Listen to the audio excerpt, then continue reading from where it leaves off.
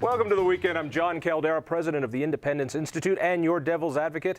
Yep, I had hairlines just like these guys, and guess what it leads to? From Complete Colorado and the Independence Institute, Todd Shepard, good to see you. Good to be How's here, the website doing? Website's doing better all the time. More and more people are learning about it. Actually, I've been doing some speaking events at some GOP breakfasts, and if any Democrat breakfasts would like to have me talk about my website, invite me. I'll be happy to come. But the website's doing great. This is not the Asian pornography website. This is Complete Colorado. Right. The other site is registered in a different country. Right. Complete Colorado is actually registered here and is a limited Complete liability. Colorado is Colorado's version of well, the Drudge Report, if you will. It's a great news aggregator from all the different news sources throughout Colorado. Exactly, and you know, regrettably, sometimes I feel like the Denver Post sometimes focuses too much on Denver, even though they have that nice little headline that says the voice of the Rocky Mountain Empire. Sometimes they're a little bit too Denver-centric. So one of the things we try to do at Complete Colorado is really look at the work that others do at the Durango Herald and Durango Herald. Yeah, the Grand Junction Sentinel. Durango Herald is one of those, you know, thrifty nickel type circulators. From the Durango Herald, Joe Hanel, thank you for being here. How are you doing, John? Doing great. You cover the State House, and you've been doing that for 6 years? Yes. You like it? Yes. This is when you say yes. Yes. Yeah. Oh, I love it, John. It's there great. You go. It's a fantastic job. Yeah. Because this goes on the web, and your boss will see That's it. right. Yeah. That's right. Yeah. They've seen me before on TV, and they were impressed the first time. So try not to screw it up for me. Yeah. Let's talk a little bit about Capitol coverage. In that it seems to me, tell me if I'm wrong, but there seems to be a dwindling pool of Capitol beat reporters. More and more AP stories. And you know, it used to be that all 12 daily papers in Colorado had a guy down there. Yeah. In my 6 years there now, there's been a little bit of an erosion, but it's mostly been the biggest problem was when the Rocky closed. What happened then? Then we lost 2 or 3 full-time Capitol reporters, and they were really the big core of the Capitol Press Corps. And then the Post is down to a couple of reporters now on most days. So how many did the Rocky have before they folded? They had usually 2 or 3 here. All right. And then, but we've had some papers pick up or some other outlets pick up. Colorado Public Radio has a reporter there now most days. So we're at a pretty solid dozen or so on most days. But it seems as though more and more coverage comes from not only Complete Colorado, but websites like yours on both the left and the right that are putting out stories and taking a look from the outside in. Are they getting traction? Well, I think they are, and even though we talk about the decline of actual reporters for dead tree sort of outlets, and I don't mean that that's not a pejorative, but you know, the traditional dead tree outlets, I think that social media especially has stepped into that place, and so it seems to me all of the time now I see people getting their news directly from the Republican caucus or directly from the Democrat caucus through Facebook or through Twitter. And so in a sense, it may not be all that bad that some of those reporters were thinned out, because I would guess that if you looked at 20 reporters down at the Capitol on one day, there's a lot of redundancy that could be cut there. And I think kind of like the Durango Herald reporter could be replaced with a computer and a video camera. No, I think that once the thinning out happened, for example, I work with an Independence Institute project called the Colorado News Agency, where we have a Capitol reporter down there every day. But some of the decisions that we make now is we purposefully look at what do we think the Denver Post is going to cover, and then we go cover something else based on that guess. So whereas previously, I think, you know, the whole press corps just sort of covered the event du jour, you know, the main event of the day. And now that those things have thinned out, reporters play a little more chess with what they are going to cover. And then again, like I said, I think social media covers a lot of bases now, to where if somebody wants that constant flow of Capitol news, they can certainly go out and get it. And for you, you're shipping stuff back to the southwest corner of the state, so you got to find stories that have some sort of relevance back home. Sure, but in, you know, we're still in Colorado, even though there's a pretty strong New Mexico secessionist movement going on there. So yeah, I'll cover the statewide stuff, and it's at a certain point, you've got to have more than just one reporter doing, like you say, the story du jour. You need to have maybe like 6 reporters on that story to ask different questions and come at it from different angles. So when like the governor has a press conference, he can't say something cute and then laughs and nobody follows up with a more penetrating question. You've got to be able to kind of gang tackle a story, and I think we do that pretty well as a press corps. There's a critical mass that's needed, though. Talking about the governor. Here's a guy who was a strong mayor because the position is a strong mayor position. He has to work with the legislature now, and has he vetoed anything yet? Has he, how's he working with the legislature? Well, he's been tremendously successful because he hasn't really advanced an agenda to them. So that's one way to do it. He came out with his State of the State, second day on the job. Great speech. Great speech. Name 6 policy positions in there. I think I could count only 5. Bill Ritter, he would go on and on and on with like 30 different bills that he wanted to see passed. Hickenlooper just didn't do that, and part of the reason is there's just no money to spend on anything fun this year. For instance, Owens every year, Bill Owens would have a signature project or bill. It was either reducing the income tax by a smidge, or getting the school report card in, or something like that. And that was the issue with Ritter. I never got a sense that there were 500 issues, and so there wasn't much. And with Hick, I'm getting a sense that he's kind of falling back and just seeing where things land. Why wouldn't you do that with a split legislature? I mean, why risk that in this case? And to go back to Joe's point, where you look at Hickenlooper being successful for not really risking an agenda, still there were what you would say were some definite failures for Bill Ritter, even when his agenda wasn't even included. And by this I mean a couple of times he vetoed legislation that was passed by his own party, and his party was left saying, how did this happen? Why didn't you communicate this to us earlier? Why did you put us through this embarrassment of passing the bill and then vetoing it? It looks like there's no communication within our own party. Well, because there would be no communication in their own party. I mean, Bill Owens would do the same thing, but let me tell you, they knew, Bill would send down the word, bring it up to me. It's dead. Right. So, but he would do it in a quiet way. But then again, he worked his way through being a state rep, a state senator, then the state treasurer. Hick has none of that state-based experience inside that house, but he looks pretty good as far as knowing what's going on. One thing he's done is hired really well, and he's got a team there that knows how to play the game inside the legislature. And we reached this budget deal, keeps the state running for another year. But it was really like pulling teeth to get Democrats and Republicans to agree. His team was there right in the middle of it the whole time. Talk to me about the budget deal. Now, it's not signed, sealed, and delivered yet, but it looks like we've got the makings of it.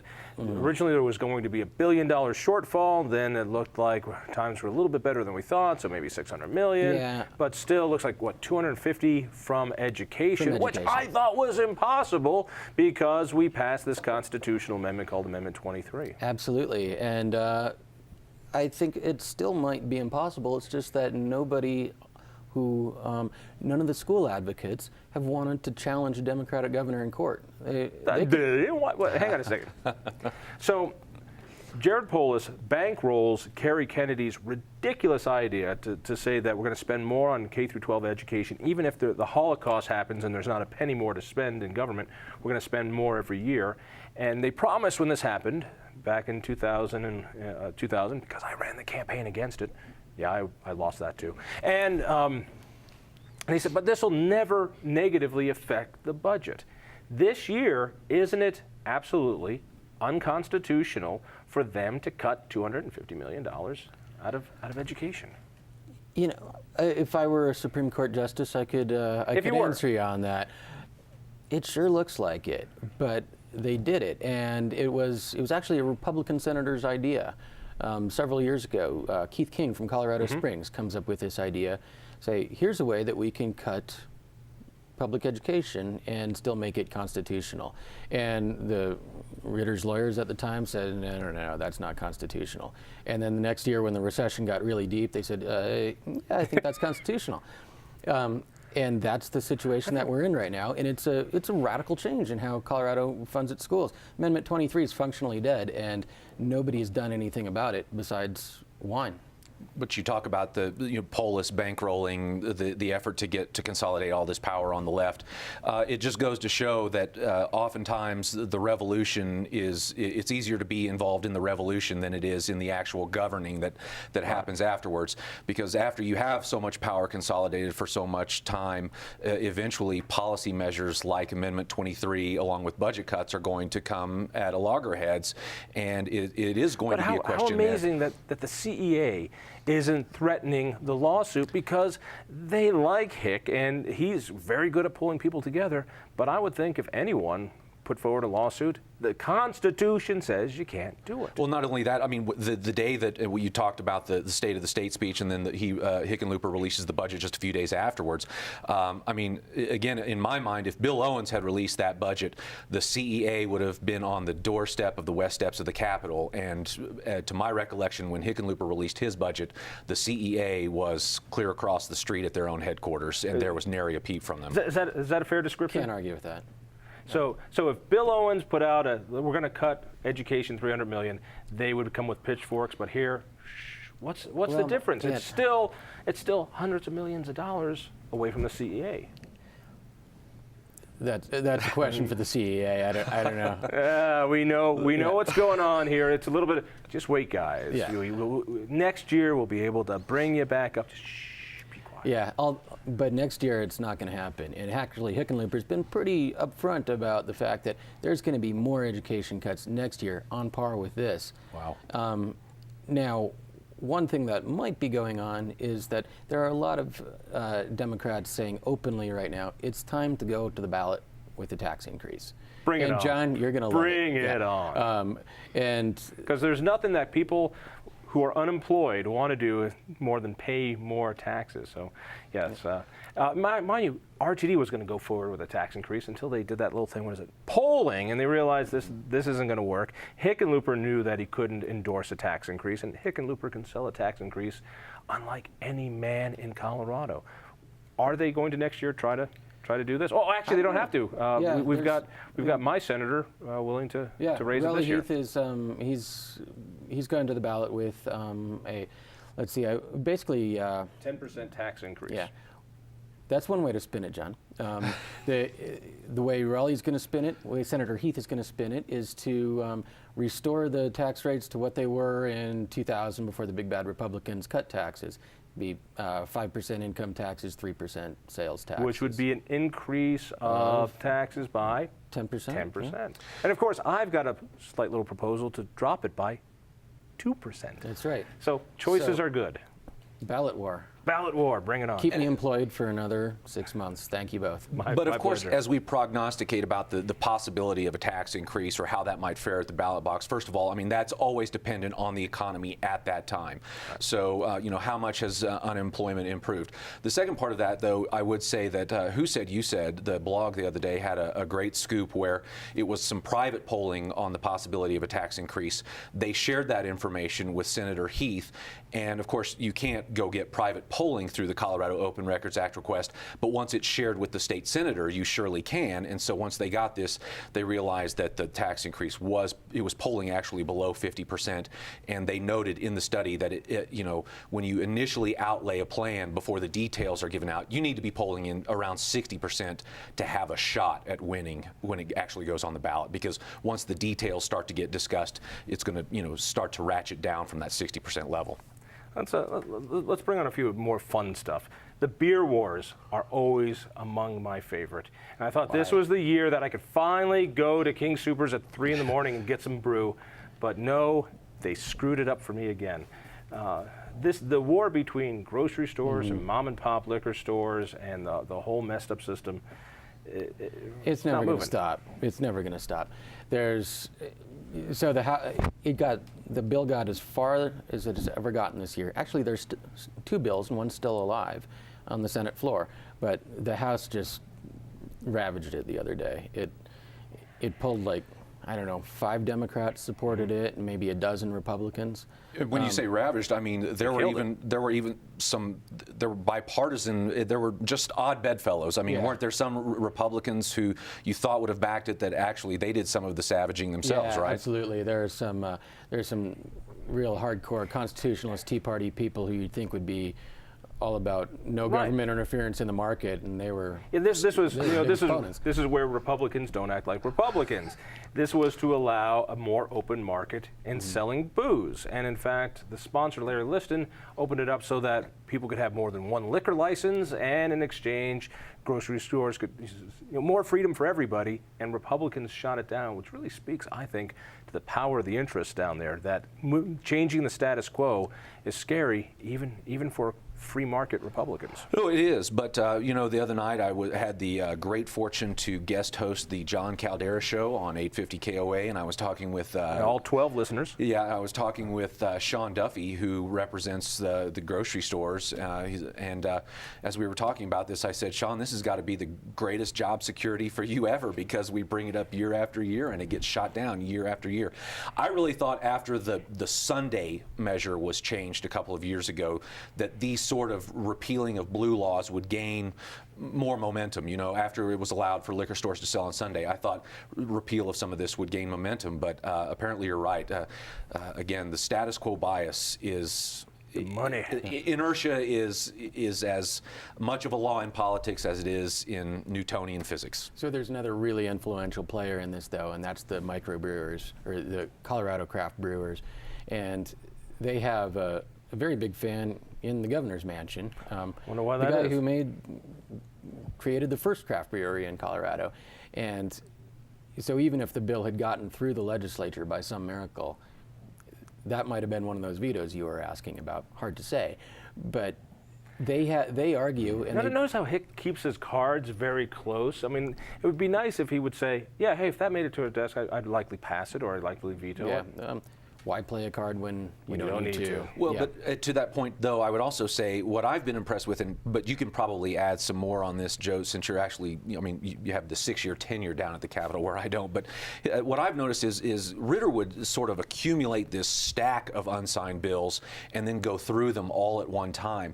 Hickenlooper seems to be processing them as they go, and he also seems to be doing it a lot he'll do signing ceremonies, but they're still relatively low fanfare. He invites 2 or 3 people into the governor's office, does a quick signing, and then it's move on to the next thing.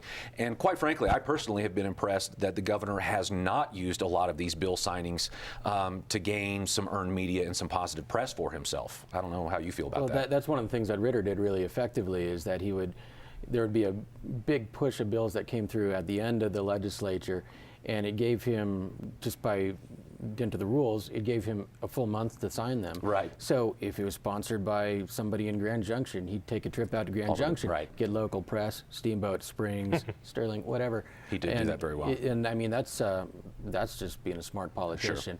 Sure. We'll see what Hickenlooper does this summer, because there'll be the same rush that goes through, but there just haven't been as many bills this year. Well, split legislature, so. Yeah.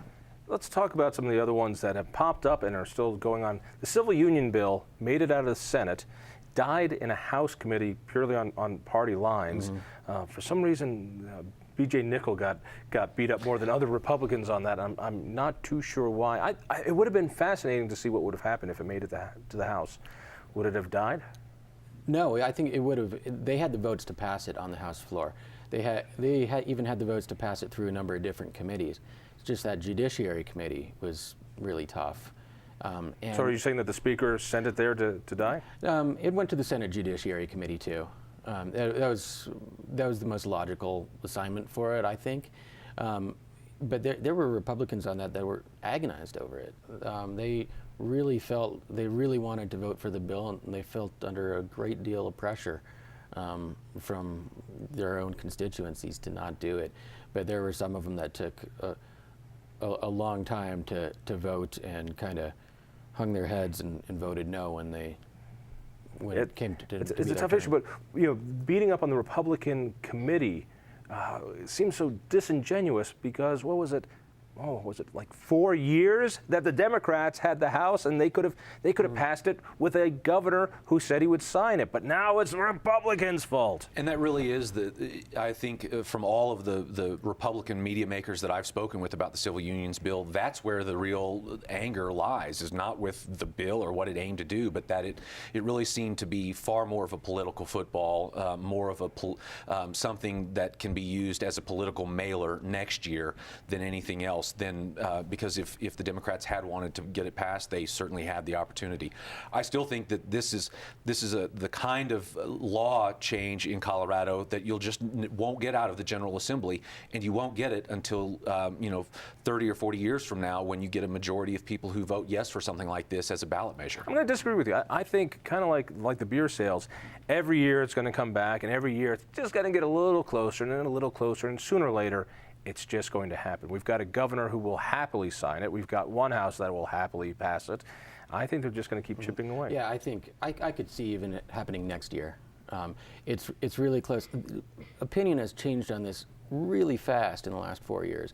We just repealed Don't Ask, Don't Tell, and it wasn't really it didn't seem to be that big of a deal. It consumed the media for a few days in December, and that, now it's gone, and it's not really that big a deal. And I think opinion's really changing inside the Republican Party on this. And I don't disagree with that. I just think that the people that are opposed to that kind of legislation, they're very vocal, and they make themselves to at least feel like a very large presence to their representatives or to their senators, so that it may be difficult for those reps or senators to actually have a really good gauge of what the public sentiment is within their own constituency. And that's why when it comes down to that final time to press that button, they're going to go ahead and go with the safe vote that they've made all of these years in the past. No. Talking about constituencies, I want to talk about Amy Care, because this was a story, in that you had two sponsors of an idea that are going in complete different directions. The idea of healthcare exchanges.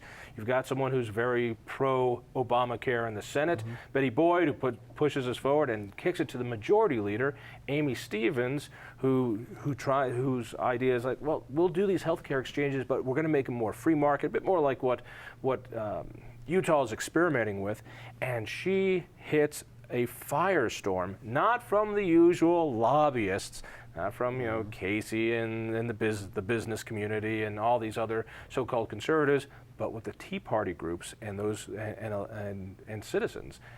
She's between a rock and a hard place on this one. Where does it go? She is. What happened? Where does it go? That'll be one of the most interesting things to watch for the next couple of weeks, last few weeks of the legislature. She wants to amend this bill now. Well, first of all, what it would do is just set up the barest bones outline of a health insurance exchange, which is where people can go to buy health insurance if you don't have it through your employer. It'd be kind of like we have now. Yeah. Well, she calls it it'd be like Expedia or something. You could go and compare different plans. That's how she describes it. It's the idea originally, I think, is a Republican idea, and it's one of those things that Obama roped into Obamacare. I mean, everybody rails against it as a 2,000-page bill. Well, there are a lot of different ideas in there that we're just finding out about. Yeah. And this one, the backlash that's coming is Colorado doesn't have to do this for a number of years. We don't even know if Obamacare is going to stand constitutional scrutiny. It might. It might not, and so and Amy's been good. When I ran the Healthcare Choice Initiative last year, anti-Obamacare, she was a strong supporter. She's not a fan of Obamacare, but she's getting a lot of static from her hardcore constituents on this. Yeah, but then again, I mean, she said she's been working on this she's wanted to do this for a couple of years before Obamacare. I think, to me, it must seem to her like if Obama said, I like apple pie and baseball, and she went to a baseball game, the Tea Party would say, you're a sellout. That's I might see that differently. I think there are some real fatal flaws with this bill, and we've talked to her about it. I would agree that there are some fatal flaws with the bill, but I think his last point about the perceptions, the media perceptions, are spot on, because immediately this was dubbed Amy Care, and a lot of that backlash was from the Tea Party right, who saw this really just as whether this was any sort of rollback on Obamacare, they just saw it as more government meddling, and which was de facto a bad idea. And so it was very odd to watch the different people position themselves in the press. And you know, we talk of all the other discussions that we've talked about today. Civil unions, it's an easy idea to get across, right? And the beer battles, you can always make the brouhaha headline, right? And all that sort of stuff. Amy Care is something that this is the first time we've really had this discussion at the Capitol. So people are sort of familiarizing themselves with it for the first time. And it's a more wonky subject than a lot of the other bills that have been passed, you know, like whether we should require more physical education for our elementary school kids. You know, it's just more wonky, and so it's easier for people to get a distorted view of what's actually going on at the Capitol. What's happening here is that it seems as though Amy is going to put in, some call it a poison pill, to make it so unpalatable to the other sponsor on the other side of the aisle that it might fall. What is the pill? What she wants to do is say this bill will not take effect until Colorado asks for and receives a waiver to not participate in federal health care. And that's not going to happen under this governor, under this Senate, as long as there's a Democrat to stand in the way. So that'll never happen in the foreseeable future here in Colorado. And at that point, does this thing die? Good question. It's not looking good right now. There's an impasse right now, but you know, it's the legislature. They've always got a rabbit to pull out of their hat. And if it is something that, you know, if this is a true poison pill that is kept in till the bitter end, then at that point, you know, we just go back to the idea with civil unions of, you know, it looks like it was more to create a political mailer than anything else. Todd Shepard from Complete Colorado, thank you so much. Check it out on the web. Joe Hanel, thank you from Durango. Absolutely. Is Durango still in the state? Yeah, we'll find out. Pretty much. It's right there. Come visit. Listen for me late nights on 850 KOA. Tell a friend, and we'll see you next week.